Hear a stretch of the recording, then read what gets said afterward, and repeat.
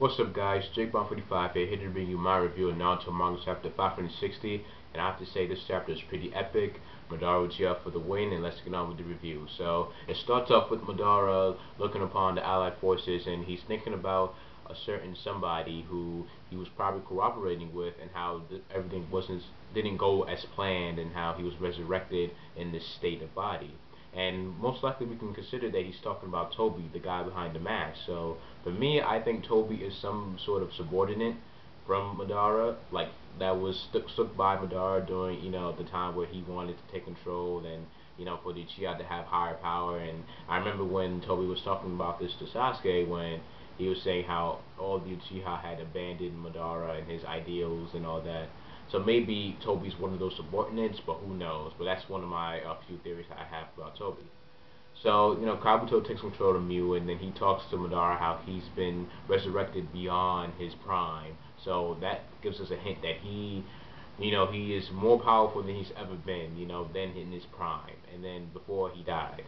And basically, Madara heads off to attack the Allied forces. He starts off with this, badass fire style jutsu, which basically it's like a firewall, infernal firewall. I believe that's what it's called. And it takes 8 shinobi using border style just to suppress the attack. And then Madara goes in out of nowhere, attacks one of the shinobi, and takes the sword, and that's when he just goes off and just slashes everybody. I mean, he's attacking people left and right, and I forgot that he was pretty good with the sword and decent with weapons. And then I remember there's a scene where one guy had like a giant sword and he was going to attack Madara, but this one looked at the Sharingan eye, he just froze, and Madara was just kicking ass to this point. And then Naruto decided to join the fight and use like a super giant Rasengan, and that doesn't work because Madara activates his Mangekyo Sharingan, and he summons Susanoo, and this Susanoo is really like demonic, like it is a beastly Susanoo. Like you would think Sasuke should do Susanoo, and I said it that it was demonic. It's nothing compared to this. I mean, Madara Susanoo has like 2 heads, 4 arms. I mean, it's pretty beastly looking, and its jaw is so jagged out. It's beast, and who knows the color of it could be. Like if so, the animation that'd be pretty sick. And because the Susanoo, it reflects on a person's like chakra and how they feel. So Madara, you can see the evil within Madara through the Susanoo. And then he's using like these chakra blades. He's attacking everybody. And then Naruto's preparing for Sage Mode and with his Rasen Shuriken, and his Tsuchikage makes Gara-san lighter so that he can capture Madara. And when he grabs Madara with the sand and Naruto launches the Rasen Shuriken, Madara cancels out the Mangekyo Sharingan eye, and then he switches it to the Rinnegan. Yes, the all-powerful Rinnegan. And he uses the Predator Path and absorbs the Rasen Shuriken. And it's like everybody was just screwed. They were shocked. They were surprised. They didn't know what to do. They were like, how the hell did he have the Rinnegan? And it was confirmed that Madara, before he died, he awakened the Rinnegan. So that means that a member of the Uchiha clan can activate the Sharingan to level 3, then move on to Mangekyo, and then if you're lucky, you get Eternal, and then after mastering the Sharingan as so much, you can actually achieve Rinnegan status and have the Rinnegan. And I was pretty surprised at this. I'm like, I automatically knew when after seeing that this guy is a beast. Enough said.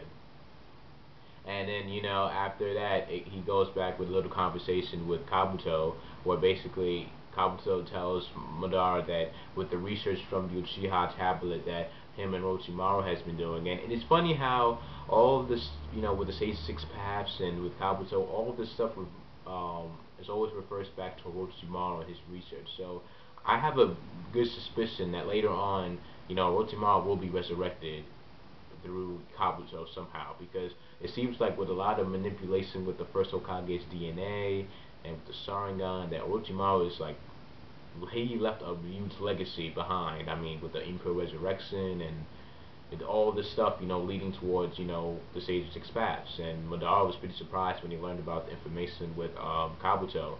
And then, Madara decides to do this beastly thing where he uses his Susanoo. Susanoo actually makes the hand signs, like with one face was doing one side and the other was doing a hand sign, and then out of nowhere, a giant asteroid came up in the sky, and this was huge. It was the giant asteroid of fire, and then it was about to land where the Garo's group was.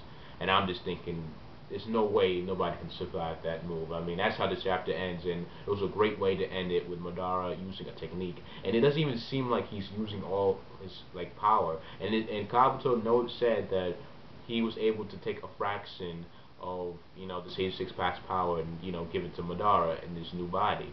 And this tells me that it's around 25%. I'm going to say that of the 686 packs his power. And we see Madara just summon an asteroid out of nowhere. I mean, imagine 100%. Like, you probably could rip the Earth in two if you wanted to with that power. I mean, this chapter really ended at a good note, and I really do believe that in the next chapter we're gonna have a death within the Allied forces, which is most likely going to be the Tsuchikage, because I think he has a hidden jutsu where it's gonna be like a last resort where he's gonna like deflect the asteroid with some sort of dust technique, with just covering the whole asteroid and just destroying it. But it's probably going to end up leading to his death, and it's probably have something with him leading with the next generation. And so I think that Onoiki is going to die basically. And this chapter was really good. Madara really delivered and I didn't even expect the Renegades. That was a good surprise.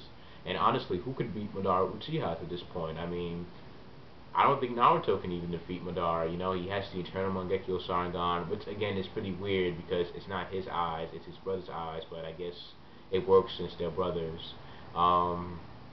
He has the Rinnegan, he has over years of experience, and then you have Naruto, yeah, he has the Nine Tails Chakra and, this new Jinchuriki form, but I don't think that's enough.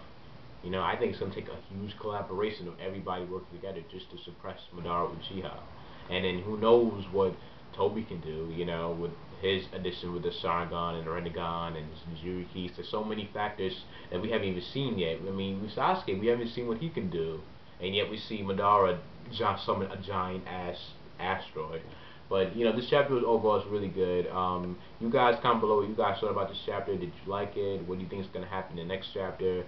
Please subscribe if you do enjoy this review, and I did other reviews and some other videos. Please like this video if you did like it, and thank you for watching again. It's a pretty long video. I didn't expect it to be long, but whatever. Thank you for watching, and I'll see you guys next week. Peace.